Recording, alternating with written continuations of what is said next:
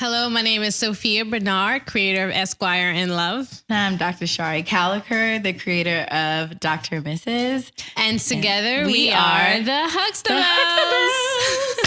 I said I would stop doing that, but sorry. Welcome to episode 3 of the Huxtabelles. Bow bow.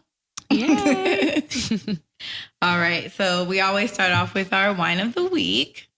So this week is Josh Cellars. It's a cab, which is my favorite. I love a cab sauv. That's my favorite type of wine. So this is the Josh Cellars brand.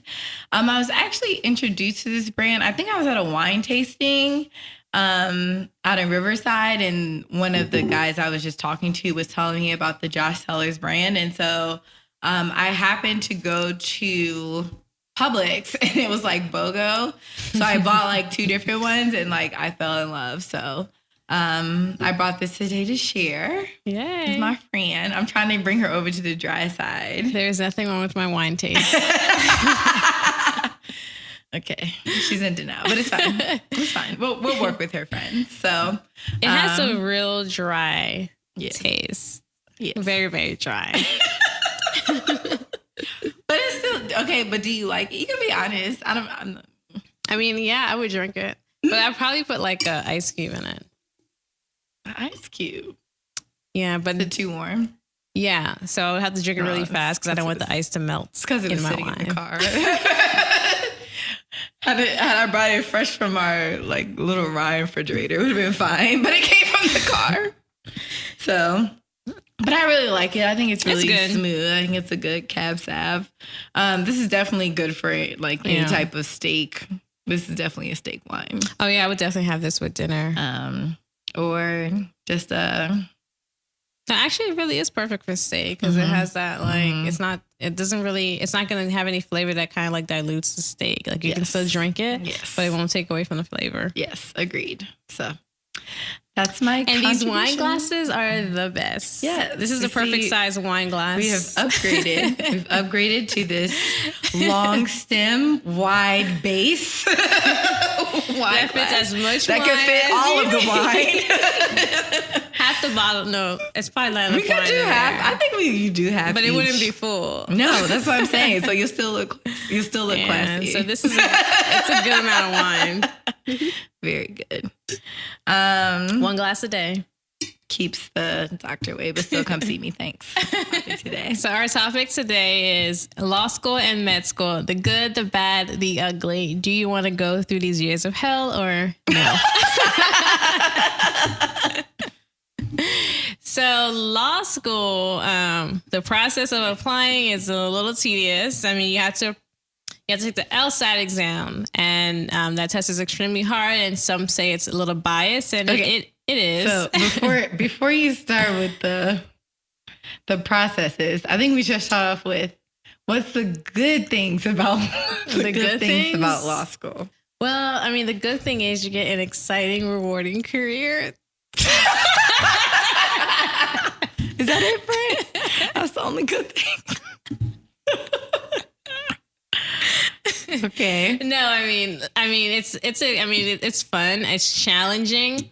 You meet some really cool people. Some of my best friends came from law school. Mm-hmm. You really form like strong bonds and like your network. I mean, some people that I went to school with, I was able to like get them work. They're able to get me work, and we can network. Like, what do you need? Can you do this work for me? And it really became like a barter system almost, and also a referral source. I mean, lawyers rely on referrals a lot, and I'm able to refer, different friends, different work, and they're able to refer me work, and it works naturally. And I mean, your network really is your net worth. Like, who do you know? And when you go to law school, it's important to definitely take that approach and make as many good friends as you possibly can. Yeah, I definitely agree. It's very similar in med school, actually. So I think that the best parts of medical school are, I agree, the rewarding career, which I didn't find out was so rewarding until I wasn't in training anymore. But now that I'm here, I love it, and I'm really happy about my experience. meeting people that are like-minded so that people that are there to like study and get through it, but also want to have fun. It was like super fun for me in med school because that is who I am. I feel like that's how a lot of my friends are. Like, we definitely know how to balance work and play. So like to be able to go to a med school where that philosophy was kind of continued was like great. I really felt supported in med school. Like when I had issues going on or, somebody that I need to talk to, I had we set up like a big brother, big sister program through med school. So that was always good to have somebody to kind of lean on to figure out what was going on. And then, also like administrators, you were able to like go to their office and like talk to them about different things and figure out, what my next move is going to be and all those great things. So that was really, really good about med school. And I went to Meharry, by the way. Meharry Medical School is in Nashville, Tennessee. And you went to Florida Coastal School of Law here in Jacksonville, Florida. Yeah. That's actually why I came to Jacksonville, and then I got stuck here. But I love it. Yes, that's how I got stuck. Everyone always asks, "How'd you end up in Nashville?" I'm like, life. Right, life literally took me here. Because before law school, like I only ever maybe stopped at Jacksonville to go to a gas station on the drive home. Because my parents used to drive from Philly to Port St. Lucie, Florida. And sometimes we would go to Jacksonville for gas or whatever we needed. But I never been here before. Yeah. But yeah, so I would think those things are good. And then another thing that's kind of good is just like, it does test you like in different ways that you never feel like you could be tested. And so when you come through those tests, you're like, wow, I didn't realize that that's something that I was capable of doing. Yeah, that's true. It's challenging in that it's not really just, the studying is like one piece of it, but then like you have to manage friends too, like the new friends you're making and old friends, like and relationships. And relationships. Like I had to miss like my best friend's graduation because I had anxiety and I needed to study for finals and I couldn't take a day off. I didn't want to. And then just like, I wasn't dating in law school, but I was meeting people and it was kind of hard managing that and like meeting people who would understand your schedule. Like I just can't randomly hang out with you. Like I need to make sure I pass this. Like I had a lot of fun in law school. I did party, but it was really about managing your schedule and surrounding yourself with people who understood that I can party on this day, but I really need to get it together. And then the extent of my partying might be a little limited. Yeah, no, 110% agree. That's why I'm still confused as to how I met a man in med school. I don't know how. Probably because it was over the summer. And I was like doing research. I was doing research for the summer. And like, it was like the definition of 8 to 5. So I'm like, I go to work like regular people. And when I'm off, I just go to happy hour like regular people. And, if I want to go out or whatever, I can do that because this is my life over the summer. So that's probably how it stuck to me. And like, I'm regular. But not really. Then the summer went by and he's like, over, and it was no. Like, you don't have time for me. Are you bringing me food? If not, we can't hang out. But the good thing about like the study schedule is if like you met a guy that you weren't that interested in, perfect excuse. Yeah, for sure. Actually, yes. Like my friend did that. So I met like my current boyfriend at the same time she met this guy that she was not interested in, and they were friends. And she would always tell this guy that she could not hang out with him because she was studying for law school. And then he got mad. He was like, well, why is she hanging out with him? She's in law school too. Okay, and we were just first of all, don't compare. Yeah, she's not into you. She's like, not me. What's side of the line? She doesn't want to date you. Sorry. Game over. Yeah. It is really like what I don't regret about law school is like the friends I've made. Like I made awesome friends.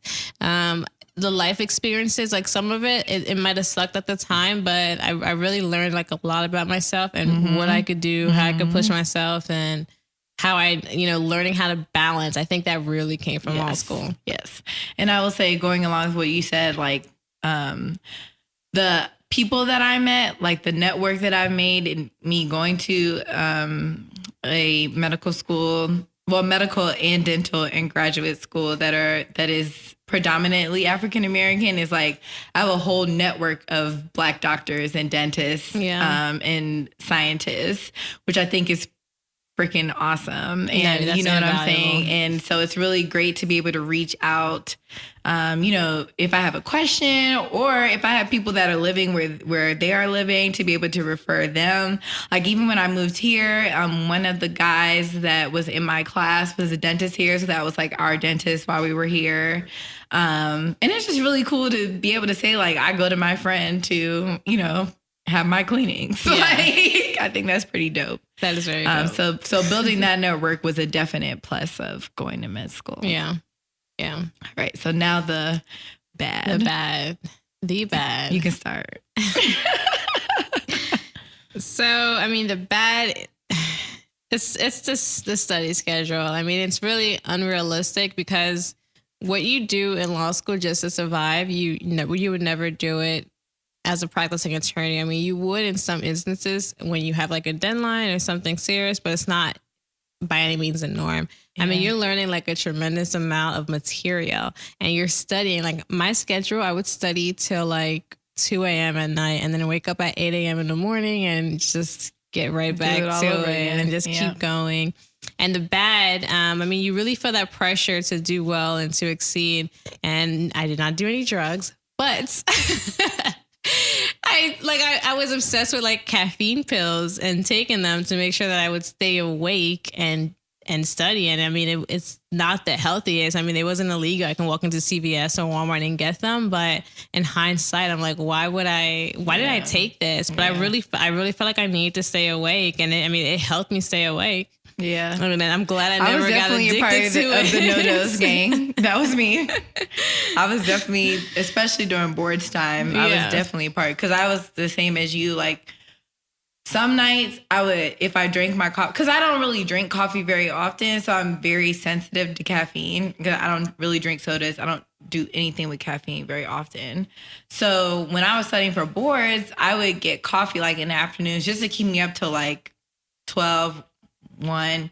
But if I would get it too late, I would be up till like 4 o'clock in the morning and I couldn't go to sleep. So I would just keep studying because I was awake. And I'm like, well, since I'm awake, I might as well keep studying. Yeah. So, and I definitely had the no-dos for the days when I couldn't stay awake and I needed to. Like, yeah, it's 110%. Yeah. I never went past no-dos. Oh, yeah. Ever. So, and then you don't need to survive. You do not it. Need to go. You don't need to be looking for any of those types of drugs. Hindsight, I promise you. In hindsight, you don't need to take caffeine pills or drink coffee or stay up. Like you really don't have to study all night. That's not necessary. And then another negative is so your first year of law school, for whatever reason, the stigma is like it's super competitive because it is. You're graded on a curve. So theoretically, everyone in the class could get like let's say an 80. Mm-hmm. Maybe like 2 people get 80s, one person gets an 81, there's an 82 in there, and there's a 79. So the 79 is probably going to be like an F. The 82 would be like a B. The 79 and the 83, is an F? Yeah, because it's all curves. So you can get like all the points, but like sometimes like the difference between a curve is like plus or minus a point, and it all has to go on like a little bell curve. So, and it depends on like the school. The curve is dependent upon the school and the school rank. So some schools are on a B curve, meaning majority of the people are going to get Bs, regardless of if they bomb it or not. The majority are going to get a B. But then because you go to a B school, your B looks really trash and only A's prosper. And then some schools are C schools where majority of people get C's and your Bs look now better than someone at a B school. So that's really one of the negatives. And then because of that, like your first year, you're tempted to feel really competitive. And some people they would feed their friends like false information just in hopes that they won't do well on the test. Wow. And I've definitely heard about that. Like I said, in my med school, it was more of like a community. So everybody tried to help each other out. Luckily, I mean, you definitely did have those people that were like, oh, I really feel like I failed that test. And they made like a 98. You know what I'm saying? And like so annoying, like, man, God. And then you're like, well, how'd you get into AOA failing that test, friend? You know what I'm saying? So that was definitely, but for the most part, everybody helped each other. Like it wasn't that type of environment. I do know that that's not the norm, and that like for a lot of people, it is the same thing, like feeding false information or like hiding information and things like that. We were not graded on the curve in our school. I don't know if that's how, I don't know if I feel like majority of med schools do not work like that. Yeah. Working on the curve, but I'm not 110% sure. I can only speak on my experience. But we did all help each other and so like, hopefully that most of us would do, you know, well on the test. Which is what you should do. Like, I mean, I am who I am, so I never fell into that trap. Like, I found like a core group, and there were some of the group who had that mentality, and we didn't find out until like later. And I was just like, well, I'm glad I didn't rely on them for any information. But me and like the friends who I stuck with, like, we always were proponents of like helping each other and helping who we can. Yeah. So I think like, I mean, really is you have to be nice and just treat people with respect. I don't think you should fall into that trap of being competitive, even though like law school is, well, at least the first year is a competition. Don't fall into that trap. Yeah. It's not worth it. Yeah. I mean, I agree. And that's not my personality anyway. Yeah. So it wasn't hard for me not to. It was like when I found out that there's people, I was like judging them like, now who are you, friend? Right. There's only 100 of us here. And you up here acting like you need to keep this little bit of information to yourself. When everyone else is sharing, you should keep it to yourself. Like, you know, now nobody messes with you because we know you're shady, you know, you're not cool. Be trusted. You're not cool, friend. You're not cool. So, but yes, shout out to 2014. Mahiri. Yay, love y'all. 2014 also. All right, so the ugly. The ugly of med and law school. I can start with the ugly. Yeah, you could take the lead on the ugly. So the ugly, I would say, is just the constant, like, you always are operating on 10. Like you're always operating in 10. You definitely develop anxiety, maybe even depression in med school because you're always operating on 10. That's just not how your body is developed. Like your body is not made to always operate on 10. Yeah. Your body is made to operate on like an 8. And, you know, when it's time for you to relax, like, you know, relax, go to sleep, wake up, operate at an 8. But I really feel like when you're in med school, like you're always operating at a 10. You're always like waiting for, or you're always like studying for something. You're always trying to pass this test. You're always trying to make sure, like, especially if your goal is to get into some of the more competitive specialties, you really are always operating like up here. So, and you just kind of carry that anxiety with you, like throughout med school, maybe even in your residencies and your fellowships. And a lot of times you don't really realize what that's doing to your body, like long term. It's just not, like I said, because your body's not designed to function that way, especially over a long period of time. So I would say that's one ugly thing about med school. It's just like always just feeling like you have to operate at 10, and if you operate anything less, I mean, it's definitely understandable because at the end of the day, your job, you have people's lives in your hands. So you really don't want to be out here like operating, like not doing your best or feel like you're giving your best.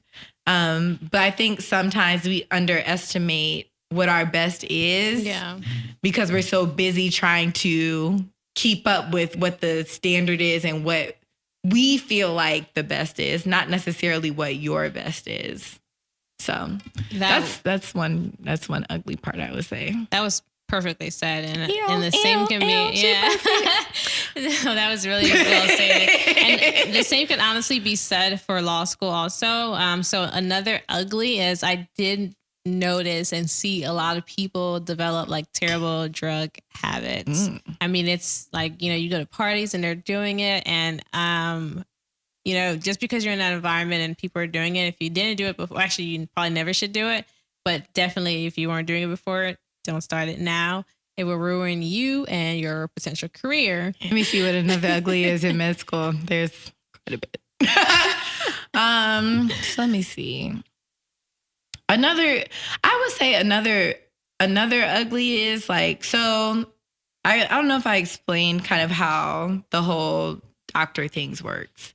So what happens is you go to med school, that's 4 years, and then towards the end of your 4 years, you apply for a residency. And that's where you decide whether you're going to do family medicine like me, peds, OB, surgery, psych, any of those things. That's where you decide what specialty you're going to go in.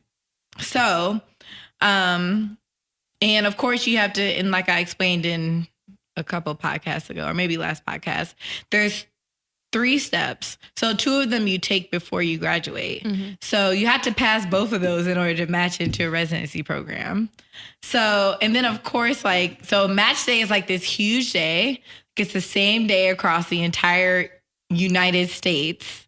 So it's at Meharry, I think it's changed now, but like back then they used to call people like one by one, and you come up there and you have this speech about like, thank you, God, for bringing me through this process. Like, I'm just so grateful. And then you open up your letter in front of everybody, and then people get to see like where you're going on your journey. And so I think that the kind of the ugly side of that is like people that don't make it or like don't match. So they may pass all their tests and they don't match. Oh, wow. Because how it happens is you go on these interviews and then you rank these programs and the programs have to rank you. And then you go into this secret algorithm and the algorithm is the match. So like if let's say you rank a program super high and like a program ranks you low, you're not going to then match. You could end up either ranking lower than you want to or not matching at all. So there's some people that don't match. There's some people that match super low when they're like really high students just because of the way they do their list. Mm-hmm. So like when those things happen and it's like magnified because like you have to go in front of everybody and tell everybody where you matched. Or when everyone's going up and telling where you match and you realize like, oh, I didn't see this person at match, or I didn't see this person at match, or I didn't see that person.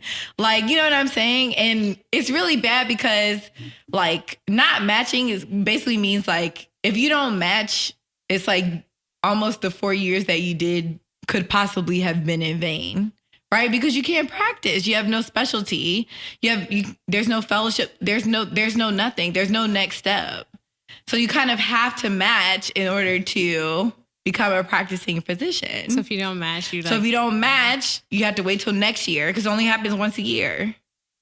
So if you don't match, you have to go find another job somewhere else, maybe, go back and, study to pass your test if you didn't pass, or try to take it again and do better, or like go somewhere else and teach or do whatever, and then come back and reapply for a match again, go to interviews again. And that stuff isn't cheap because you have to apply for the programs. Then you have to, for most places, like family medicine is a really nice residency. It's just, small plug. But like usually you just have to pay for your flight and they'll have like a hotel or, like in the dinner, all that is paid for. Mm-hmm. For some of them. For most of them, they are. But for some specialties, you have to do everything yourself. So you got to fly to get out there. Or find your way out there. You got to pay for your hotel. Like you go for the night before, which is paid for. But then, everything, and then fly your way back to school. Like you can't miss too many days of school. So it's like a really tedious process is what I'm saying. And so even if you do all that and you don't match, or if you like not able to pass the test and you don't match, and it makes you feel like, again, it adds to that anxiety of, am I good enough and things like that. And I just really feel like, it's definitely easy for me to say as someone that has gone through the process and was successful to say like, it's fine. Like just process it and then, we'll try again next year. But I can definitely like understand how that would feel and how that would make me feel if I went through all of this drama and all this struggle to get to this point just to not have a job and be able to move to the next level. That's the same with the bar exam. Because you go to law school and you graduate a JD, and the JD means nothing. Yeah, exactly. You can't practice law with a JD. You need to have a bar license. And to get the bar license, you have to study for the bar exam. You study the entire summer Some people start immediately the day after graduation.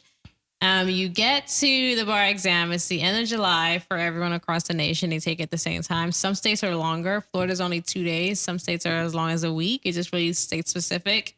And if you fail the bar exam, which you don't find out until like a month and a half later, and let's say you already had a job lined up, they would fire you because you can't, I mean, you're not really worth much to them. Some would keep you on if they're nice, but then if you don't pass the next go round, they might let you go. So once you fail the bar exam, you can't retake it again until February of that year. Mm-hmm. And then if you fail February, you have to wait again to July. So there's really 2 options to pass it. And unfortunately, I know some people who have taken it for 3 years, 2 times a year, and still have not passed the bar exam. It's extremely stressful.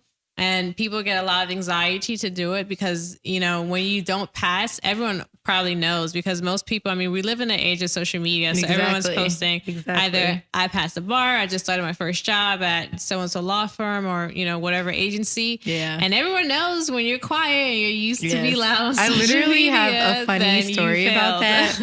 I have a funny story about that. So when match day came for me, my phone like died. And I had to go get a new phone, like the day that everyone found out whether they matched or not.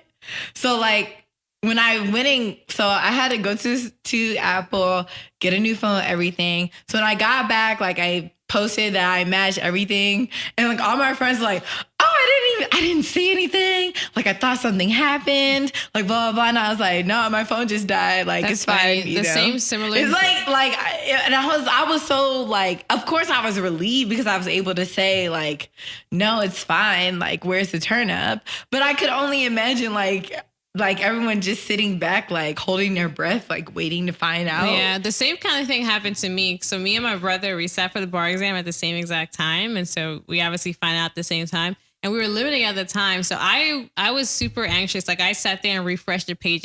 Like the results come out at like 10 a.m. on the same day.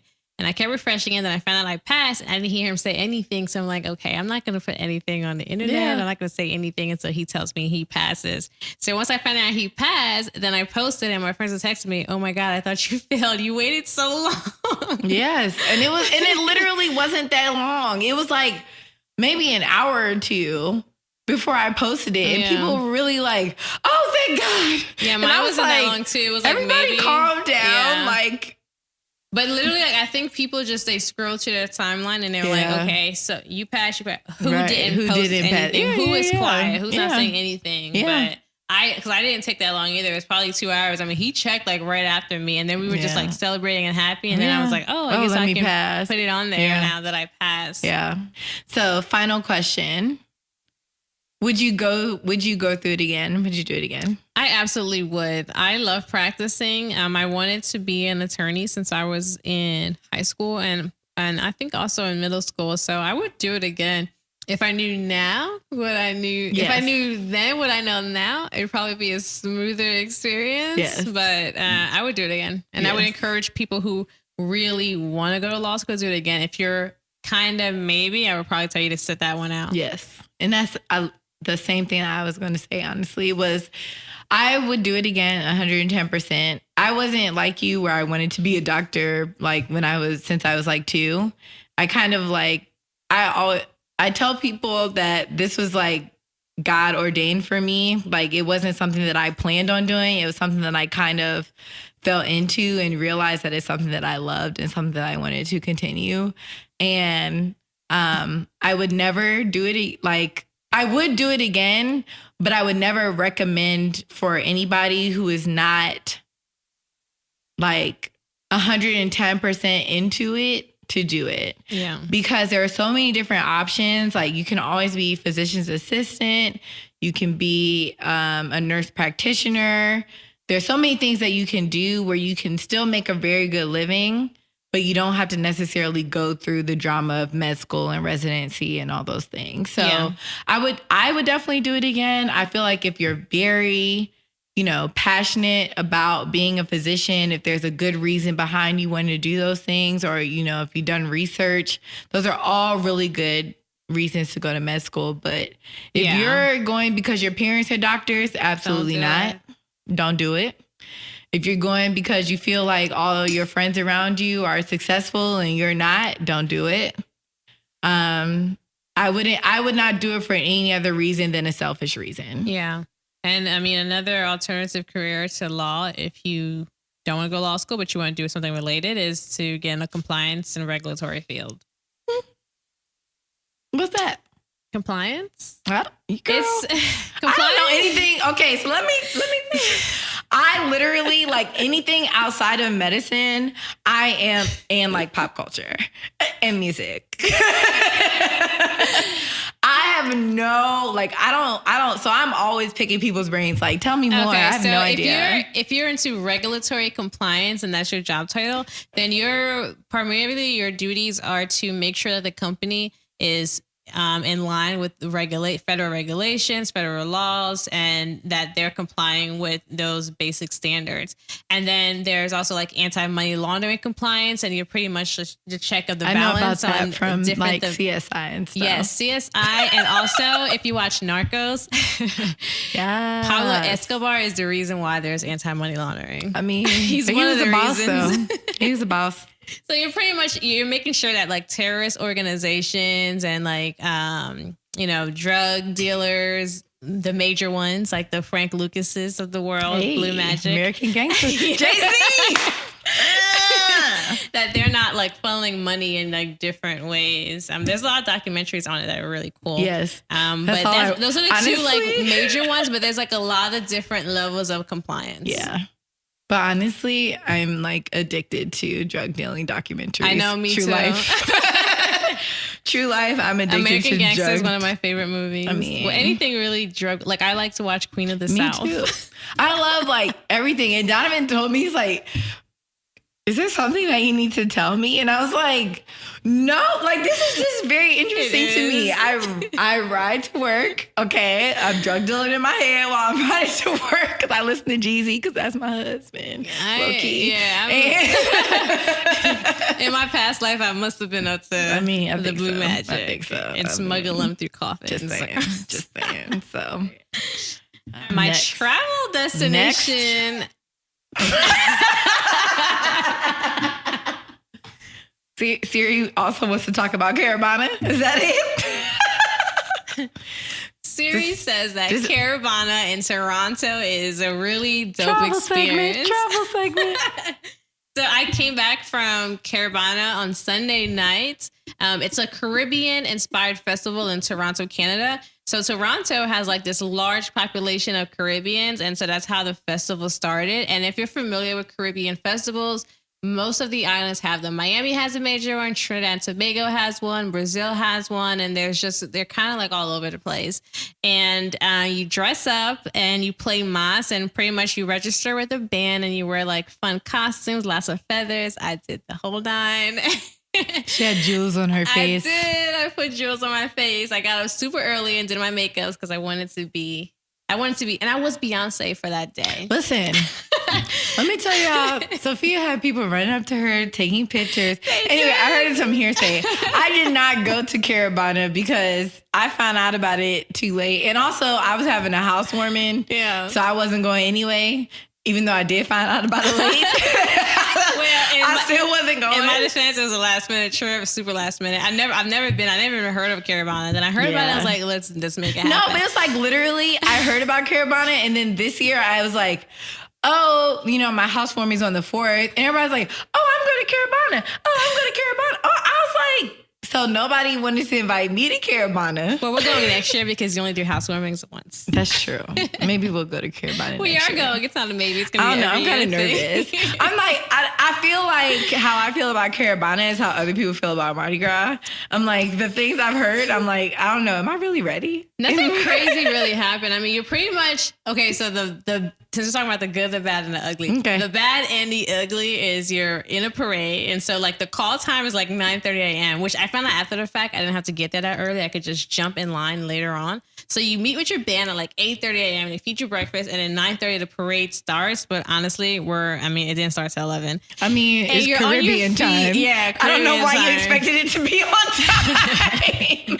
You're on your feet, and like the parade like stops and you're staying there for 30 minutes. Well, you're not really standing, you're like twerking and dancing to reggae music. It's really fun. I mean, they do a good job at keeping you hydrated and feeding you and like drinking is drinking in public is illegal in Canada, but there are other ways. I won't tell you guys those ways. You figure it out on your own. But see, that's a lawyer. I wish you would have told me. I would have shared with y'all. What's the other ways? I'll find out. Don't worry. I'll share with y'all next time in our tip of the week. But it was really fun though. I would encourage everyone to go. And I really was Beyonce. Like, I don't know how many people stopped to take my picture. My picture is floating all over now. She's famous, y'all. I hope you told them about the Huxtabelles podcast while you was out there being Beyonce. I forgot. It's on anything. You forgot. I did. I was like, you want to take a picture with me? Listen, I'm looking for a new co-host. One that's willing to use their Beyonce-ness as needed. Okay. Mm-hmm. I forgot. Look how your friends treat you. I'm sorry. It's fine.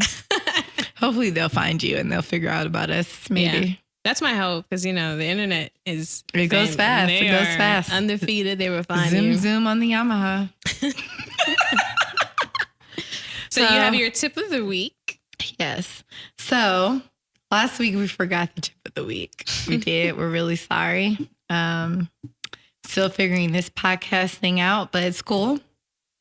So the tip of the week for this week, we're going to talk about saving 10 minutes for yourself.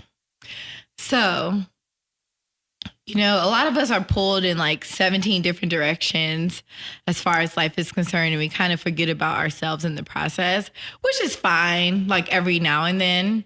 But as life continues to go, you tend to get more and more caught up in everyone else and forget about yourself. So one thing that I challenge everyone to do is to just set 10 minutes to the side to do something that you love, or just be quiet for 10 minutes. You could just go to a different room. Like if you have children, put them all to bed, go to a different room and kind of sit there for 10 minutes and meditate. You can read a book for 10 minutes. You can do crossword puzzles. You can do word searches. You can read. Yoga.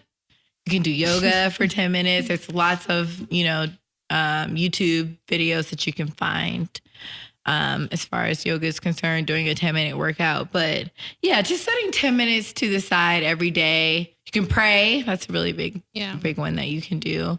But just setting some time to decide to do what you want to do instead of always pouring into everyone else. I feel like in both of our professions, we're always pouring into other people, and that's our job. That's what we've trained. We've trained to pour into other people, and so sometimes it becomes such a way of life that we forget that we also need to pour back into ourselves. So something as little as 10 minutes can really change your life, and your 10 minutes, I promise you, will become 20, 30, an hour even, just because you do need that time to really sit and have some introspective time. Yeah. So usually I try to do my 10 minutes in the morning time for the most part. If I don't do it in the morning, then I'll try to read in the afternoon or in the evening right before I go to bed. But usually in the morning, I like to wake up, say a quick prayer, or then I have I have a Joyce Meyer book that I read that has like a short little devotional for the day. Is it The Confident Woman? It's just the morning devotional. Yeah. For the year. So it has something for every day that you can just wake up. So like if I miss a week, I can just turn to the day that I do I use she has a Confident Woman is what's called. It's an app. And so it's nice. Like every day I do that one. Yeah. And sometimes like if I wake up too late or if I just like kind of wake up and forget to look at it, Joyce Meyer also has a podcast. It's just 15 minutes. And I listen to it I literally scroll through the first 2 minutes and the last 2 minutes are because they're just commercial. And so it's really just 10 minutes of material. And I will listen to that on the way to work as well, just to kind of like set the tone for my day. That's good. And then like, if I have time, I'll like look up affirmations and kind of like repeat them to myself as I'm like getting up and getting ready to go. But I honestly do feel like that makes such a difference. Like if I don't do it, I won't say I'm grumpy. I'm just not as, I don't extend as much grace, I feel like. And you're cranky. I'm not cranky. It's just, there are times when you can extend grace and you don't. Yeah. And when I don't set the tone, I don't extend grace. I feel like in general, when I'm with my patients and I'm with them, like I really do try to work with them. But sometimes I have to be like a little more nicer than I'm used to being. And I feel like those times that I really do like go the extra mile is when I've done that in the morning. And it doesn't make me upset. Like I can go the extra mile and then I'll get back and be like, you know? Yeah. But when I kind of set the tone and I do it and I go the extra mile or 2 miles, even for some patients, I feel like I'm like, okay, that was a nice thing that I did. Like, cool. We'll move on to the next patient. Yeah. So I think it's all just in like perspective. And I normally just when I get home from the gym, because I go to the gym after work, I just lay on the ground for like 10 minutes. Yeah. I just lay out. My carpet is really comfortable and I just spread out. Yeah. This sounds great. All right. We have a question. Yes. So the question is, how do you keep from spreading yourself too thin? It's really hard to say no sometimes. And I suffer from that sometimes. Like I'm quick to be like, yeah, let's do it. Oh, that sounds like a really good idea. I'm really into doing it. But I've learned that I need to say, no, actually I'm overcommitted and I can't. You really need to learn how to be super selfish and protective of your time. It's hard to do, but once you've overcommitted yourself and you see how anxious you get and how crazy you get and how you really can't keep up with your commitments, you'll learn to be honest up front and say, okay, that sounds nice, but no, I can't do it. Even like with trips, because I travel a lot and I'll get friends who are like, oh, come on this trip with me. And I'm like, no, I can't. I mean, I can't afford it. It's too much for me this year. Because what I do is I plan my trips out in January. And then I leave room for like extras. And if it's outside the extras or outside of what I've already planned, I can't do it. I'm not going to be able to make it work. Yeah. Yeah. I'm actually still working on the whole saying no thing. Because I feel like when I was in med school and residency, I think I managed pretty well to like try to make it to most things and like being present for things. But it's like now that I'm free and I'm on attending status and I have all this time. When people are like, oh, let's go here, let's go there. I'm like, okay, cool. Let's do that. Let's do it. Let's go let's do everything. And so I realized very quickly though, that was taking so much energy from like just my relationship, me, like being at home, just being able to sit there and regroup. It was taking a lot. So I'm still learning how to say no to things. I've definitely gotten a lot better. But I definitely will still tell you that it's difficult for me to do those things. So I think the best way to do it, honestly, is to have a calendar and like write down like your commitments, what you have committed to. So even if it's a happy hour, write it down. So like I've already been to 2 happy hours this week. Maybe I don't need a third one. Yeah. Or like I have something going on for 2 weekends this month. Like maybe the other 2 weekends I'll just be free and like, I can't do anything those weekends. And I really feel like that has helped me to be like, okay, because I know like if I say to somebody like, yes, I have things planned for 4 weekends, that sounds insane. Yeah. So for me now, I've said like after the housewarming, because housewarming is just crazy. Like I told you, I feel like I was planning a wedding almost. But after that, I'm like, okay, I'm not doing anything more than 2 weekends a month. So if anything comes over 2 weekends a month, I can't go. That's like my hard line, because I need to be able to be at home, to spend time with my family, to not spend money going all these places. And and to, just make sure that I'm not overextending myself. So that's my suggestion for, trying very hard. I mean, I think that's the best way to do it. What do you do? I just say no now. I'm just like, actually, no, can't do it. I'm like, not available. No, because I used to explain to people like for example, so someone was like, oh, you should come to Miami Carnival with me. I'm like, oh, that sounds fun, but it's in October, and then I have a week trip in November. Yeah. So I'm like, do I explain that to them, or just say sorry, I can't make it? So I said, sorry, can't do it. Sounds fun. Maybe next year. Yeah. Yeah. That's my my thing now is just, I hope I can just say no without explanation. I'm still giving explanations. One day y'all gonna hear just, nope, sorry, can't make it. Yeah.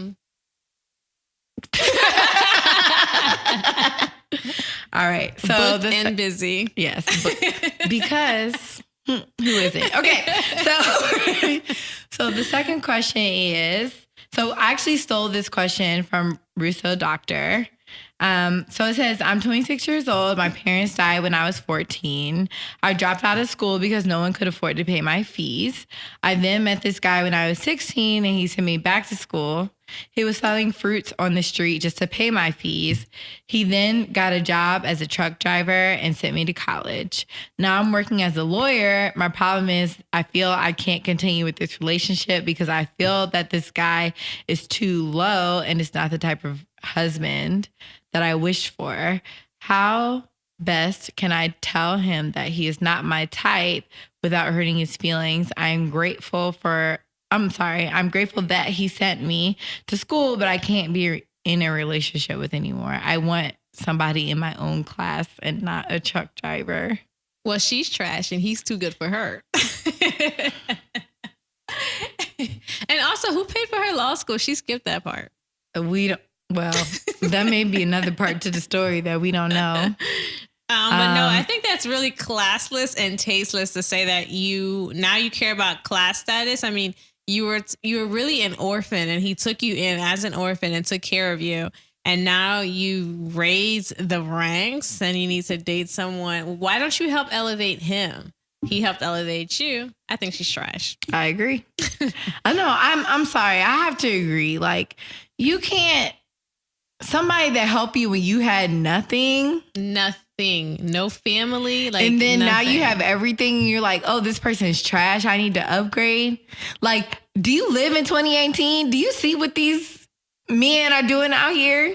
Right.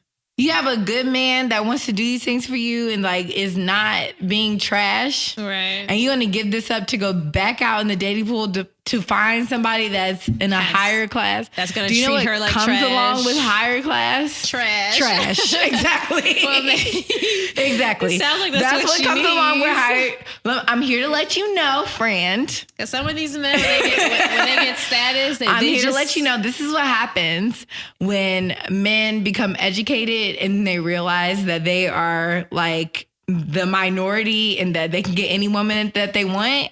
That's what happens. That's what me and my friends used to say in law school. Because men have these complexes. So we used to say, is he cute or is he law school cute? Because the guys in law school, let me talk about.